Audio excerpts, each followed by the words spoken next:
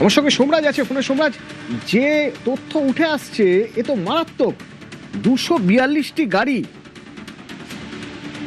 দেখো, পাথর ব্যবসায়ী টুলু মণ্ডলের যা যা সম্পত্তি এখনো পর্যন্ত উদ্ধার করা হয়েছে, এমনকি রাজ্য সরকারের তরফে ফ্রিজ করার প্রক্রিয়া শুরু করা হয়েছে, তার বিস্তারিত তথ্য আজ মুখ্যমন্ত্রী শুভেন্দু অধিকারী তুলে ধরলেন এবং তুলে ধরে প্রাক্তন মুখ্যমন্ত্রীকেও আক্রমণ করলেন মুখ্যমন্ত্রী শুভেন্দু অধিকারী এবং একটা বিষয় স্পষ্ট করলেন যে নবান্নের 14 তলার চোখ যদি খোলা না থাকে তাহলে এই ধরনেরই কাজ হতে বাধ্য। মুখ্যমন্ত্রী শুভেন্দু অধিকারী প্রাক্তন মুখ্যমন্ত্রী মমতা বন্দ্যোপাধ্যায়কেও তা নিয়ে আক্রমণ করলেন। শুধু তাই নয়, মুখ্যমন্ত্রী শুভেন্দু অধিকারী আজ এখনো পর্যন্ত বীরভূম জেলা পুলিশ কি কি সম্পত্তি উদ্ধার করতে পেরেছে, কোন অ্যাকাউন্টে কত টাকা উদ্ধার করতে পেরেছে, বিস্তারিত খতিয়ান তুলে ধরলেন এবং রাজ্য পুলিশ ও বীরভূম জেলা পুলিশকে প্রশংসাও করলেন মুখ্যমন্ত্রী শুভেন্দু অধিকারী। মুখ্যমন্ত্রী শুভেন্দু অধিকারী বলছেন যে গতকাল মিনার মণ্ডলের বাড়ি থেকে এখনো পর্যন্ত 28 কোটি টাকার বেশি টাকা ক্যাশ পাওয়া গেছে, সোনা পাওয়া গেছে যার ভ্যালু বা বাজার দর 50 কোটি টাকা। এছাড়াও তিনি জানিয়েছেন যে এটা রাজ্য পুলিশের তদন্তে এখনো পর্যন্ত জানা গেছে যে উনি দেশের বাইরে রয়েছে এবং এক্ষেত্রে রাজ্য পুলিশকে বলা হয়েছে যাতে কেন্দ্রীয় তদন্তকারী সংস্থার সহযোগিতা নেওয়া হয়। এবং শুধু তাই নয়, টুলু মণ্ডলের যে অ্যাকাউন্টগুলি রয়েছে সেই অ্যাকাউন্টে 93 কোটি টাকা পাওয়া গেছে, যে টাকা এখনো পর্যন্ত ফ্রিজ করা হয়েছে। পাশাপাশি তার বাড়িতে যে তল্লাশি অভিযান চলেছে সেখানে 53 লক্ষ টাকা ক্যাশ পাওয়া গেছে।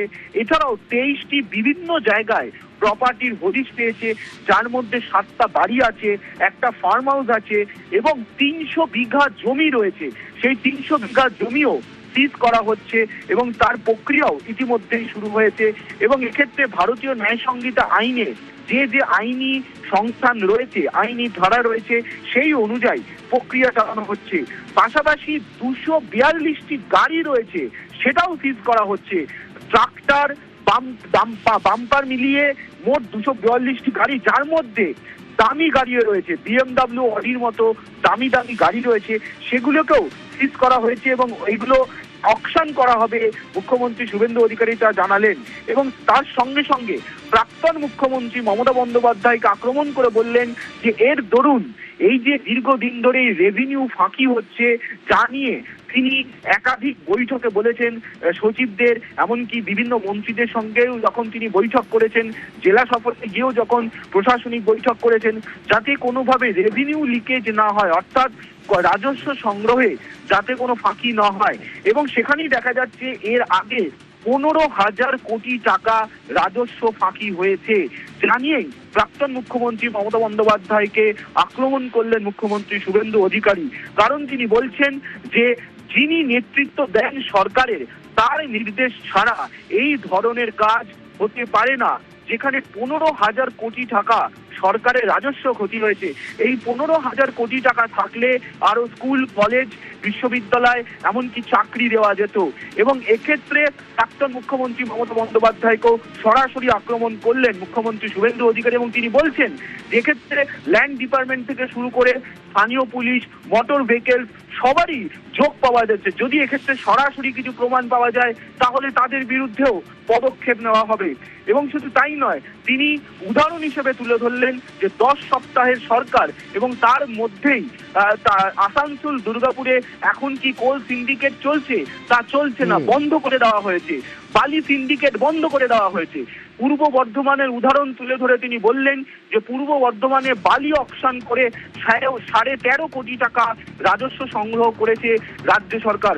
শুধু তাই নয়, এই বীরভূমের এই পাথর খাদান থেকেই 85 কোটি টাকারও কাছাকাছি রাজস্ব সংগ্রহ করেছে এক মাসে, অর্থাৎ 10ই মে থেকে 10ই জুন পর্যন্ত 85 কোটি টাকারও বেশি রাজস্ব সংগ্রহ করেছে। অর্থাৎ এটা যে একটা দীর্ঘদিন ধরে র্যাকেট চলতো, চক্র চলতো, যা বিরোধী দলনেতা থাকাকালীনও শুভেন্দু অধিকারী বারবারই সরব হয়েছিলেন, আজ ফের তা স্পষ্ট করলেন মুখ্যমন্ত্রী শুভেন্দু অধিকারী এবং তিনি জানালেন তিনি যে তথ্য বারবারই তুলে ধরেছিলেন যে র্যাকেট চলছে, এটাই তার প্রমাণ। রাজ্য পুলিশ ও বীরভূম জেলা পুলিশের ভূমিকাকেও প্রশংসা করলেন এবং টুলু মণ্ডল, তিনি এই মুহূর্তে বাইরে রয়েছেন, দেশের বাইরে রয়েছেন, তাকে কিভাবে তার বিরুদ্ধে পদক্ষেপ নেওয়া হবে তা নিয়েও রাজ্য পুলিশের ডিজিপি সিদ্ধিনাথ গুপ্তাকে প্রয়োজনীয় নির্দেশ দেওয়া হয়েছে। এক্ষেত্রে তারা মনে করলে কেন্দ্রীয় তদন্তকারী সংস্থার সহযোগিতা তারা নেবেন এবং পশ্চিমবঙ্গ পুলিশ যে কাজ করতে পারে এটা তার উদাহরণ। অর্থাৎ পশ্চিমবঙ্গ পুলিশকে যে আগে বসিয়ে রাখা হয়েছিল, কাজ করতে দেওয়া হতো না, জানিও এর আগেও মুখ্যমন্ত্রী শুভেন্দু অধিকারী বারবারই বলেছেন, আজও সেই উদাহরণ প্রসঙ্গে তিনি বলেছেন যে তিনি আগে যখন বিরোধী দলনেতা ছিলেন সে সময় তিনি বারবার একটা কথা বলেছেন যে রেভিনিউ লিকেজ, তো সেই রেভিনিউ লিকেজের পরিমাণ হচ্ছে এই 15,000 কোটি। একদমই, দেখো মুখ্যমন্ত্রী শুভেন্দু অধিকারী আজ সেই তথ্যই তুলে ধরলেন যে বারবারই যে রেভিনিউ লিকেজ অর্থাৎ রাজস্ব ফাঁকি দেওয়া হতো এটাই তার প্রমাণ। তার কারণ একজনের বাড়ি থেকে এত টাকা উদ্ধার হচ্ছে, নগদ উদ্ধার হচ্ছে, প্রপার্টি পাওয়া যাচ্ছে, 300 বিঘা জমি পাওয়া যাচ্ছে, রাজস্ব সংগ্রহের যে হয়েছিল এটা তারই টাকা। মুখ্যমন্ত্রী শুভেন্দু অধিকারী তা স্পষ্টভাবেই জানিয়ে দিলেন এবং তিনি জানালেন যে আগামী দিনেও রাজ্য সরকারের এই ধরনের অভিযান চলবে। র্যাকেট ভাঙতে, এই ধরনের চক্র ভাঙতে রাজ্য সরকারের এই অভিযান চলবে।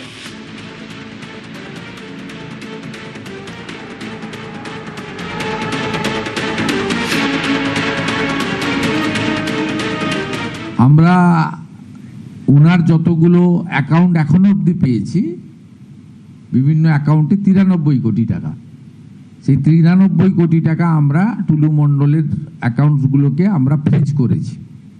সমস্ত অ্যাকাউন্টকে নন অপারেটিং করার জন্য ফ্রিজ করা হয়েছে। এর বাইরেও ক্যাশ রিকভারি করা হয়েছে 53 লক্ষ টাকা। আর আমাদের গোল্ড অর্নামেন্ট 268 গ্রাম,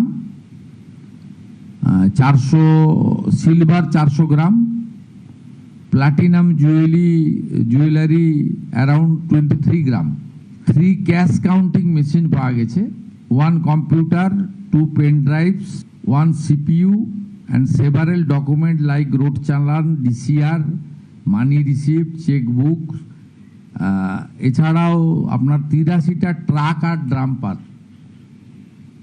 83, সেটাকেও সিজার লিস্টে নেওয়া হয়েছে। এর বাইরে আমরা 21টা প্রপার্টি পেয়েছি, সেটা আন্ডার প্রসেস রয়েছে প্রপার্টি। 7টা বাড়ি, একটা ফার্ম হাউস, 2টো পেট্রোল পাম্প, একটা ব্রিক কিল, একটা পার্কিং, 3টে স্টোন মাইন, 2টো ক্র্যাশার এবং আদার্স সব মিলিয়ে মোট 21টা প্রপার্টি। এই জায়গার পরিমাণ হচ্ছে 300 বিঘা। আর 300 বিঘার জায়গার সাথে সাথে 83টা ট্রাকের সাথে সাথে অল টাইপ অফ ভেহিকেলস সিজ করা হয়েছে 242টি। তার মধ্যে ট্রাক আছে, ডাম্পার আছে, কার আছে, BMW আছে, অডি আছে, এই সব মিলিয়ে 242টি